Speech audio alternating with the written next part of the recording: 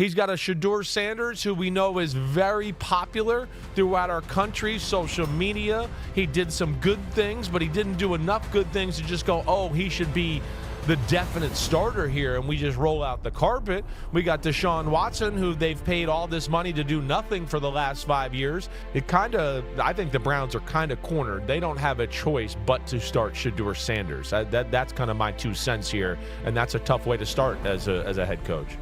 The moment people started asking whether the Cleveland Browns have to start Shedeur Sanders in 2026, the conversation stopped being about development and started being about pressure. And not just normal pressure, franchise-defining pressure. Because once a team even entertains that question publicly, it means something deeper is going on behind the scenes, something uncertain, something unstable. Here's the part nobody is talking about. Teams don't ask, do we have to start this guy, unless they're already unsure about their current situation. And in Cleveland, that uncertainty still revolves around Deshaun Watson. The contract is massive, the expectations were even bigger, but the results, they haven't matched. And when that happens in the NFL, the backup plan suddenly becomes the main storyline. That's exactly how Shedeur Sanders enters the picture. New report, Shedeur Sanders is likely to be the Browns' starting quarterback in 2026. We're going to look at that. Now when you bring in discussions from platforms like Pro Football Talk, the tone gets even more serious, because this isn't just fan speculation anymore. This is media, analysts, insiders, all openly debating whether a rookie or young quarterback could be forced into a starting role. And that word forced is the key here, because ideally, you want a young QB to earn the job. But when you're asking if he has to start, that means the organization might not have a choice. This is where it gets dangerous, because forcing a young QB into the spotlight too early can either make him or completely break him. The NFL is brutal. Defenses are faster, smarter, and way less forgiving than anything Shedeur has faced before.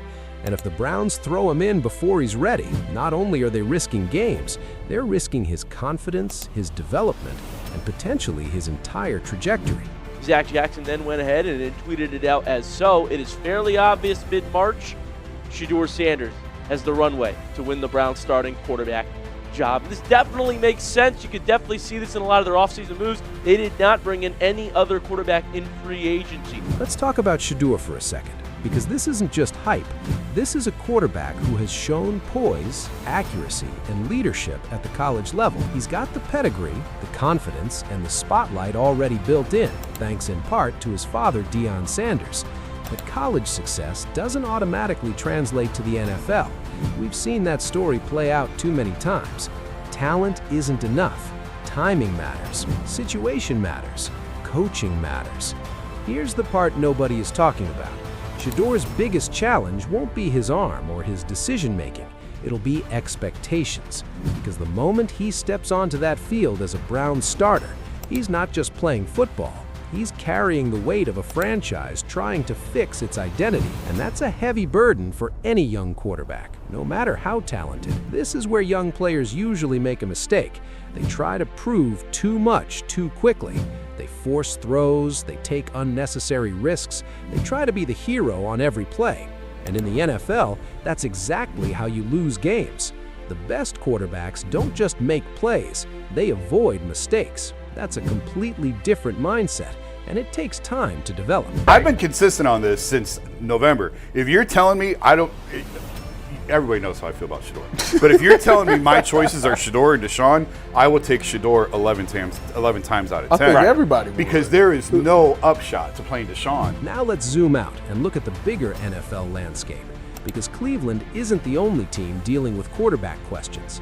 Look at the Chicago Bears with Caleb Williams stepping into a massive spotlight, or the Washington Commanders trying to figure out their long-term solution.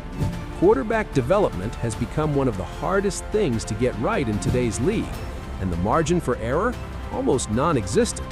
And then you've got teams like the Kansas City Chiefs, who did it the right way with Patrick Mahomes. They didn't rush him. They let him sit, learn, and develop before handing him the keys. That patience paid off in a massive way. But not every team has that luxury, and right now it feels like the Browns might not either. This is where it gets dangerous, because if Cleveland feels pressure to justify their roster decisions, they might accelerate Shedeur's timeline. And once you do that, there's no going back. You can't unstart a quarterback without consequences. Benching a young QB after throwing him into the fire can damage his confidence and create long-term issues. Now let's connect this back to Todd Monken and the coaching philosophy, because this is where things get really interesting. Monken is known for his offensive creativity and adaptability. He's worked with different types of quarterbacks, different systems, and different approaches. And if anyone can design an offense to ease a young QB into the league, it's him. But even the best system can't fully protect a player who isn't ready. Here's the part nobody is talking about. Monken's system might actually make Shedeur look better early on, which can create a false sense of readiness. Quick reads, structured plays, controlled environments, they can mask weaknesses temporarily.